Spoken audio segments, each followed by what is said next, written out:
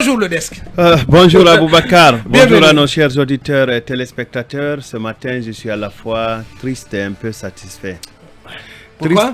Triste parce que la nuit dernière, j'ai échangé avec certains candidats au pèlerinage qui ont été expulsés de l'Arabie Saoudite pour faux visa.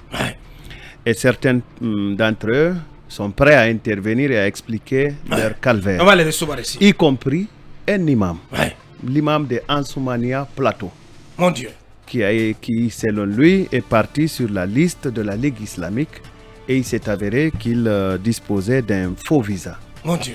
Mais l'imam garde sa sérénité, Alassane Camara. Il est très serein. Il espère un jour pouvoir effectuer le pèlerinage et il pense que c'est une leçon. Il m'a expliqué un peu comment est-ce qu'il a souffert de Médine jusqu'à Addis Abeba. Et à Addis Abeba où il a dû traîner avec 6 autres pendant très longtemps avant de regagner Conakry. C'est extrêmement sérieux. Je pense que c'est humilier tout un pays.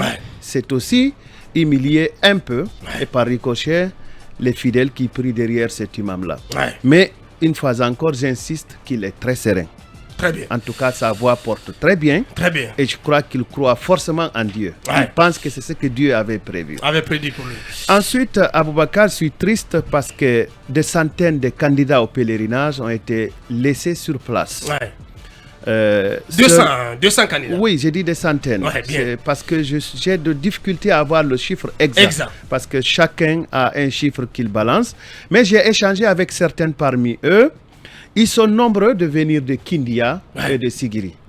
Et je pense qu'ils ont été suffisamment humiliés à Conakry ici. Et c'est seulement le matin, à quelques heures, dit-on, du départ du dernier convoi le 2 juillet, qu'on leur a restitué leur passeport, alors que certaines parmi eux attendaient encore avec, et leur argent avec espoir. Peut-être que ça sera restitué aussi. Peut-être. Ensuite, Aboubakar, je suis triste parce qu'on m'annonce un décès parmi les Vous avez partagé cette information hier pèlerins soir, guinéens. Je pense que, oui, une vieille. Je me réserve, je garde son nom pour le moment. Et nos sources à Médine indiquent qu'elle a déjà été enterrée parce qu'elle a souffert. Elle a dû recevoir de l'assistante, selon les uns, l'assistante de la commission médicale. Selon les autres, elle a dû être abandonnée non seulement à l'hôtel et que l'hôtel l'aurait expulsée parce que le bus qui était venu ne pouvait pas contenir toute la cohorte qui devait se rendre à la Mecque. Et ils ont été une dizaine n'ayant pas eu de place. Et finalement, leur arrivée, l'hôtel les aurait mis dehors parce que le principe, midi, vous libérez la chambre. C'est un principe partagé, c'est un check-out. Alors la vieille n'ayant aucune solution, certainement elle était malade. On m'a dit qu'elle était malade. Elle a dû rendre l'âme sous l'effet de la faim, d'après certaines sources à Médine. On l'a dit ici, on l'avait prédit. Mais pour d'autres, que c'était une malade très avancée qui était arrivée à Médine. Ensuite, je suis aussi triste, Aboubakar, peut-être c'est désordonné, mes points de tristesse, mais bon, je suis très mauvais en matière de classement. Je suis triste parce qu'on m'annonce 2 disparitions au sein des pèlerins guinéens. Là aussi, une dame et un monsieur, c'est des disparitions qui ont été signalées par des sources au niveau de Médine.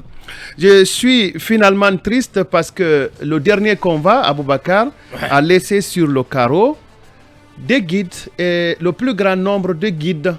Et ces guides-là, je pense qu'ils s'exprimeront bientôt. Et même certaines responsables du pèlerinage au niveau de certaines communes aussi s'exprimeront bientôt. Et nous avons une documentation qui explique un peu l'anarchie qu'il y a eu autour de l'organisation de ce Hajj.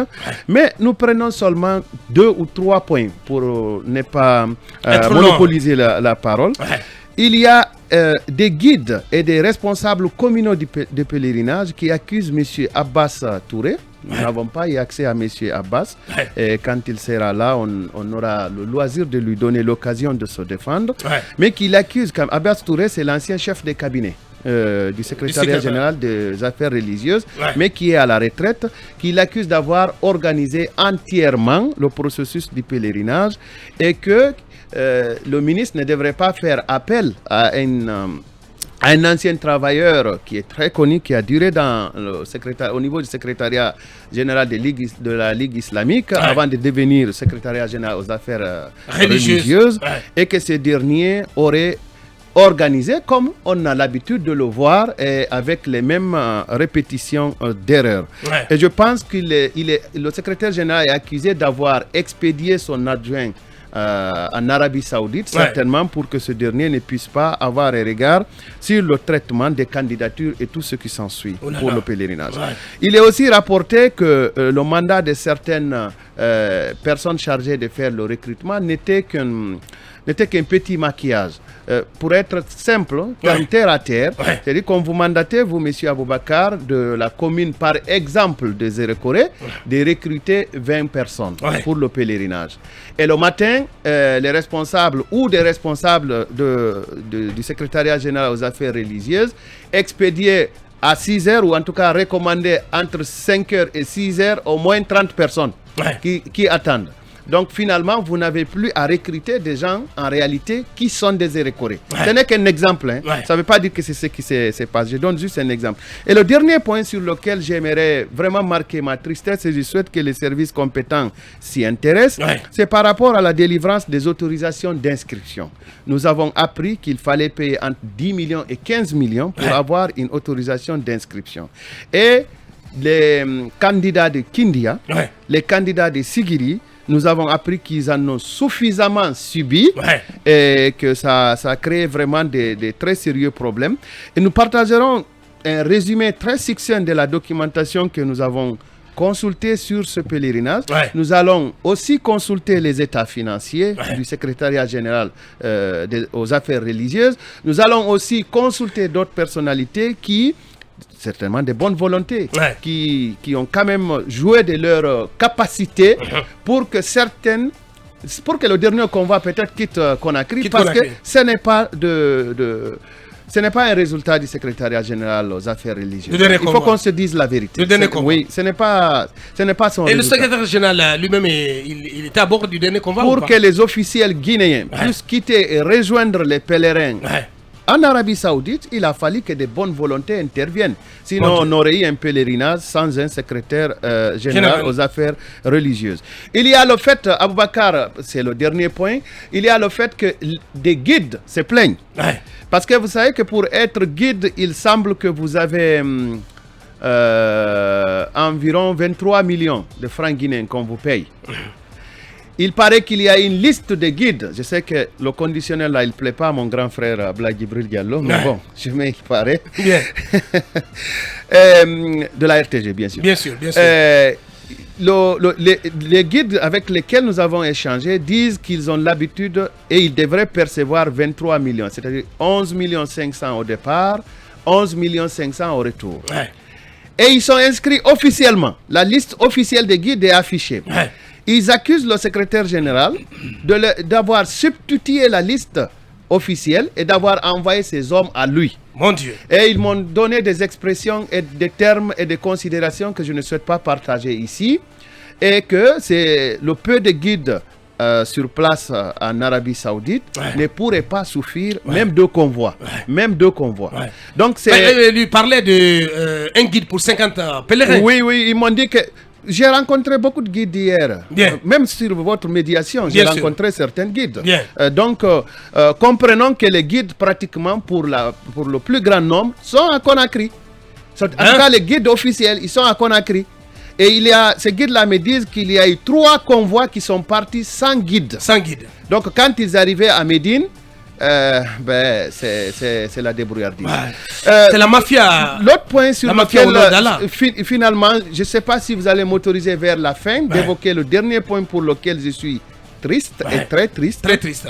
Même si je salue le succès de la Guinée face à la CEDEAO, je salue la sagesse de la CEDEAO. J'avoue que tous les analystes que j'ai écoutés entre jeudi, vendredi, samedi, disait en réalité que la Guinée allait être sanctionnée de la manière la plus exemplaire possible. Ah, mais attention. Je pense que... Non, on en parle là tout à l'heure. J'ai dit, sur ce point-là, je suis content que tous les pronostics aient été déjoués. Bien. Mais le dernier point qui me fait mal, vous me donnerez le temps vers la fin, même si c'est 1 minute. Je vous l'expliquerai. Pourquoi je ne l'explique pas maintenant? C'est pour ne pas que vous vous renversiez de votre chaise. Bien, Akoumba Diallo, donc on va continuer à évoquer cette mafia au nom d'Allah autour du pèlerinage. Dans un court instant, nous marquons la transition et pour revenir, continuer ce débat. Mirador, la plus grande tribune politique de la Guinée, l'habitacle de la pluralité des opinions. Mirador, le grand safari de l'investigation journalistique. Aboubacar Diallo. Une fois de votre fidélité à ce programme, à cette émission, vous restez à notre compagnie. Dans la seconde partie, nous nous intéresserons donc à cette annonce du procureur général, le PG Alphonse Charles White, qui annonce des poursuites contre l'acteur politique Aboubacar Souma, président du parti GDE, et le rappeur guinéen Gianni Alpha. Aboubacar Souma, alors que le président du parti GDE, Aboubacar Souma, mettait l'échec du développement de la Guinée sous le compte de toute une région, celle de la Haute-Guinée, le célèbre rappeur guinéen Gianni Alpha, lui, s'en prenait au président du CNT en des termes d'une extrême violence. On en parle dans un instant, dans la deuxième partie, dès le début de la deuxième partie d'ailleurs, avec M.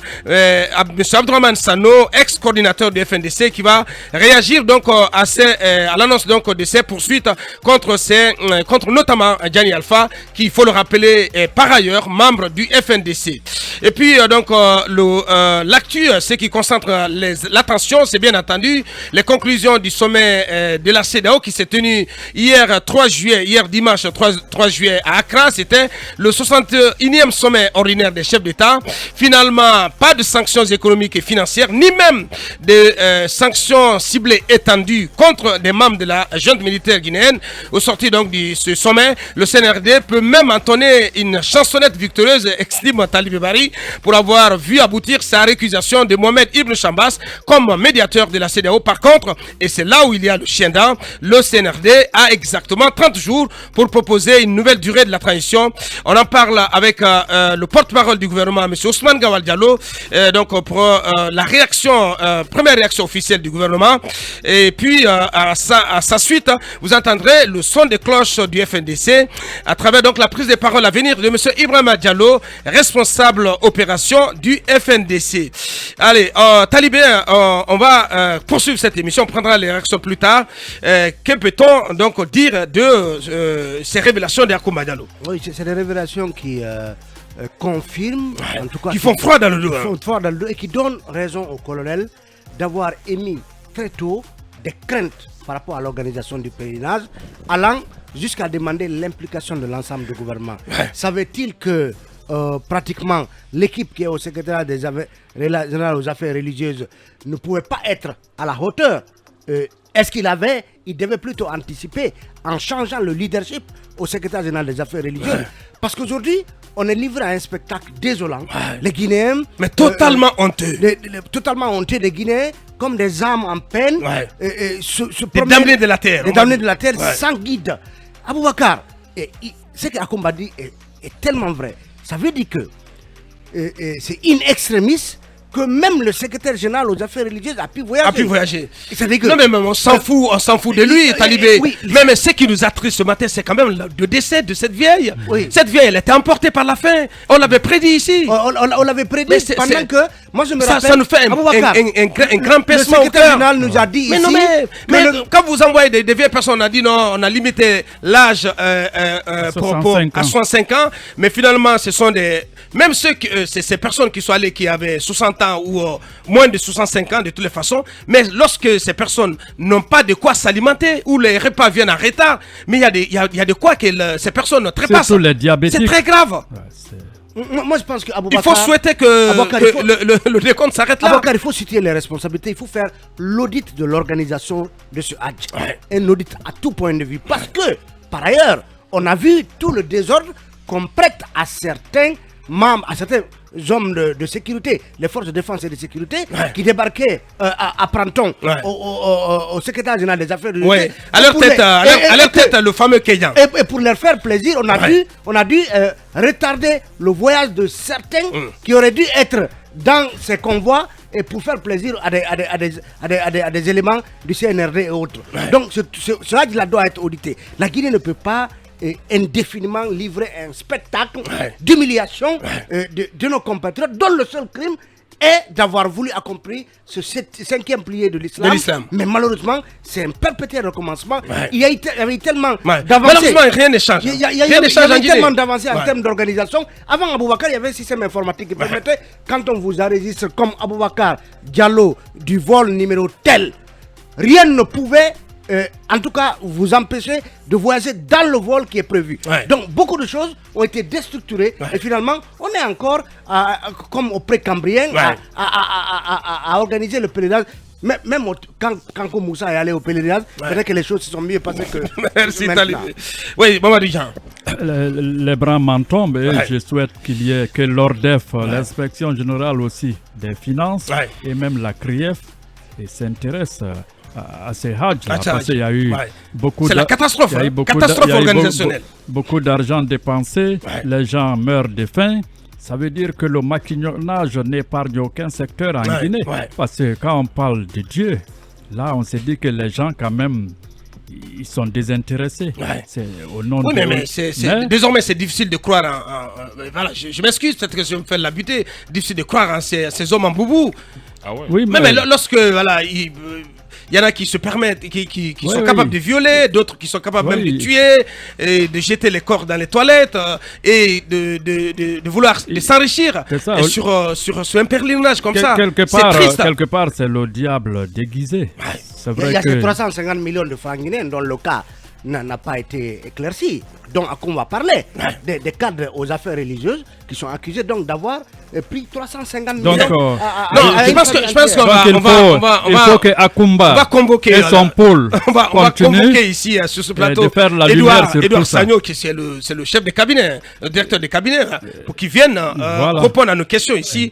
Demain, voilà, c'est important. Oui, Mohamed. Non, au secrétariat général des affaires religieuses, il n'y a que des monstres froids qui sont là-bas. Des monstres froids qui égorgent leur proie sans qu'on voie le sang. Des tueurs à gages. Des tueurs à gages. Parce que des hommes de Dieu, entre guillemets, mais qui acceptent de faire souffrir d'autres hommes de Dieu. Mais il y a un problème, Baka, qu'on néglige souvent lorsqu'on parle du pèlerinage. Lorsque votre maman ou votre papa n'a pas la faculté d'y aller, ne forcez pas la situation. Parce qu'il y a ce problème aussi de concurrence aujourd'hui. J'ai envoyé mon papa à la Mecque, j'ai envoyé ma maman à la Mecque, j'ai envoyé mon oncle. Si la personne n'a pas la capacité physique, elle ne doit pas partir. Si la personne n'a pas de moralité douteuse, vous ne devez pas l'envoyer à la Mecque. C'est une situation qui est tellement noircie, qui ne fait pas honneur à la Guinée. Mais un État où on falsifie les visas, mais c'est jamais vu. Falsifier le visa d'un autre pays, mais on aura tout vu en Guinée. Même si vous demandez un certificat de décès, ils vont vous faire votre certificat de décès. Il est Kodada. Mais la Guinée est un pays de miracles. Merci, Mohamed. Aujourd'hui, cette opinion qui regrette Alpha Condé, je commence à le croire. Oh là là, Mohamed. Non, c'est ne ramenez pas ce débat là, s'il te plaît, monsieur. Cette opinion qui regrette Alpha Condé, je suis d'accord. Si tu te permets, Mohamed. C'est l'héritage toxique. Parce que voilà, on a une autre mauvaise nouvelle à vous annoncer.